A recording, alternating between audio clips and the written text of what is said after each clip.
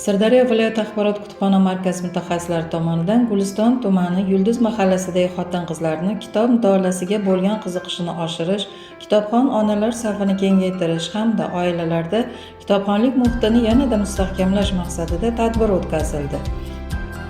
Odamni cho'qqilarga ko'tariladi. Bu kitob judayam miyani damom qiladi, bunday organizmda. Biz qari bo'lsak ham, men pensioner bo'lsam ham kitobni mazza qilib oziqa olaman.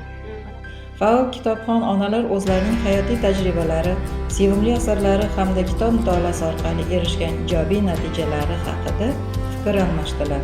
Shuningdek, tadbir ishtirokchilariga mutolaaning inson tafakkurini boyitishi, dunyo qarashini kengaytirishi hamda yosh avlodni barkamol etib tarbiyalashdagi ahamiyati haqida tushunchalar berildi.